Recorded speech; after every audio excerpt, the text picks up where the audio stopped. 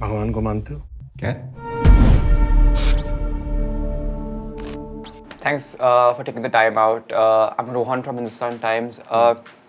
Vikram, we spoke last year and we discussed the possibility of the show breaking out in a big way. I remember some of the examples thrown out were Dark and Narcos. And were you at all surprised by it essentially coming out to be true?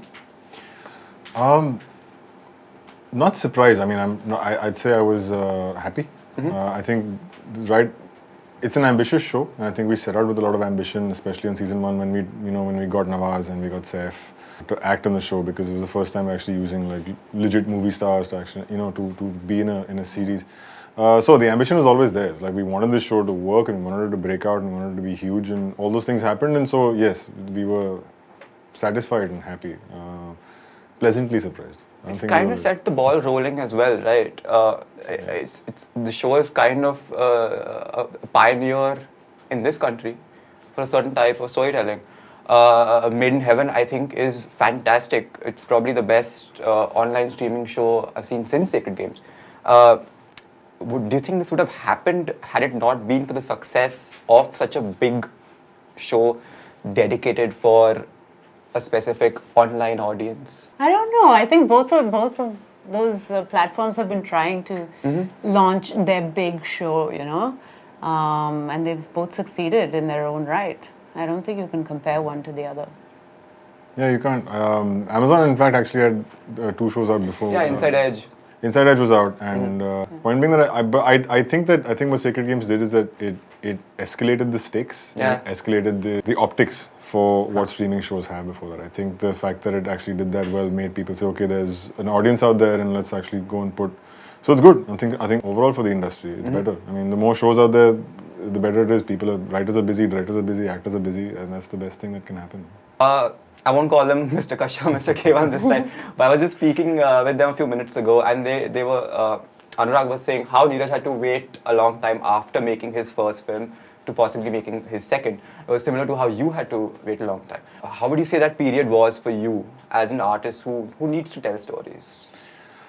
I think, look, for me personally, and I don't know how much, I believe Neeraj is going through went through the same phase that we did. Is so much of it is, especially after you make a first film that's well appreciated, and people sort of like, you come under the pressure of people looking forward to it, and I think so much of it is having to break out of your expectation of people's expectations. You have to sort of like just break that and go out there and just make something. I was always wanted to make another film. It's just that the 2 things that I was doing didn't really fall into place, which is why it took time to get something made. But there is that thing, after you make a film the first time around and everybody's like, what are you doing next? And you suddenly get tempted by many things. You're like, oh, I'm going to do that. And I was like, but that's ideas aren't damn interesting. That's damn interesting. And you start to look at multiple things without really focusing, saying, that's the story I want to make for my second film, and I'm going to chase that story, right? And that's what eventually had to happen with me. And I believe that's the same thing that happened to Neeraj as well. After Masan, there was this film and that idea and that idea. And now he's really sort of like focused on one idea, saying, this is what I'm going to make. I'm going to chase this idea. I'm a huge fan of Bhavesh Joshi. Oh, thank you. And do you think it's a little bittersweet, had it come out on one of these platforms, would have done better? I can't say. I mean, yeah, we can't say, but then I wish it did. Yeah, but I mean, eventually it's getting its audience bit by bit. People are watching it. I think. Now, where is it? It's on Netflix. It's on. I haven't seen it. It's getting its audience, and it's just. I think it's difficult. It's so much of this is like right now when you say, I want to make a specific kind of movie, you have the option of saying theater or you have the option of saying streaming. We didn't, till even 3 years ago, 2 years ago, there wasn't even an option to sort of like think about it as a viable option. It would be the only thing we can do is make a film for the theater, and then eventually it'll go to TV, eventually it'll go to streaming, as opposed to like you can premiere it right now on streaming.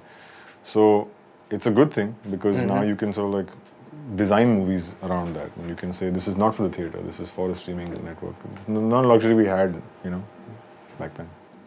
Correct me if I'm wrong, but you're in both timelines this season, right? So that puts you in the cool position of having worked with, I'm presuming, both Mr. Kashyap and Mr. K1. Yes. Was it difficult? Because you've taken a backseat in terms of not a backseat, but you're not directing the season, you're overseeing it. more hands-on. Do you go to him? Do you go to them? How does it work? Vikram, Uh-huh. it'd be a bit tough to travel back to go to complain to Vikram because he was very far away from where we were shooting. But no, I mean, I think firstly I know both Anurag and Neeraj very well, and that helps. And I was able to hound them whenever I wanted. If I had questions about the script or the character, I would call them up and ask them or meet them and talk to them about it. So yeah, I was all right. In terms of adapting to their directing styles for the same character, how different was that? I was actually saying it was interesting because they both directed a part of the story which suited their personality. So Anurag was shooting Guy Tonde portions and Guruji portions, which took place, which are more chaotic, also set in the 70s, I think, 70s, 80s? 90s? 90s, yeah. Shit, is it 90s? Sorry. 90s, but it's set in a time of chaos, and there's lots going on, and there's a lot of terrible things going on. And then Neeraj's portions were set in today's time with Sartaj, and Sartaj's character is a cop, and he's trying to do things by the book and is very, sort of safe and straightforward.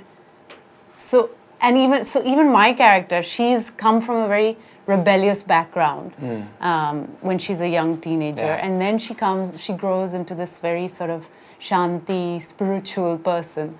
So in a way, they suited those worlds. I mean, I'm lucky enough to have seen 3 episodes, but then again, 3 episodes is not a great indicator of the whole show. And I know there's a lot of stuff that we can't talk about. I've read the book. I know you read it in a week. but 1,000 pages, yeah. Wow. I lied at the meeting. Huh? I lied before the meeting. They're like, have you read Sacred Games? I'm like, yeah, I read it. Like, can we meet next week? And I'm like, oh shit. Oh So I read shit. 1,000 pages in a week. yeah, but then your character specifically, I thought I watched her, and she's not there a lot in the first 3 episodes. She's there, Yes. not to give you a Yeah. great idea of where she's going. Correct. Is there an element of like Maa Anand Sheela happening? So when I did the audition for this character, I was given the reference of Maa Anand Sheela. However, that was because I was only given one scene, and I didn't have the entire graph of the story. I don't think she's Maa Sheela in season 2. Okay. I think there's quite a lot of differences. Of course, the fact that it's an ashram. The show's almost, I mean, the story in the book's almost about to end, right? As a fan, I don't want a Game of Thrones scenario playing out where you run out of story and then, I'm guessing there's more, but then once you run out of the story, where do you go? You make your own. I mean, and that's what Game of Thrones did, but it's also what we've done quite extensively in the book. I mean, if you've read the book, you've seen the show, you know that there's so much that we've done, which is, and the book is beautiful by itself as a novel.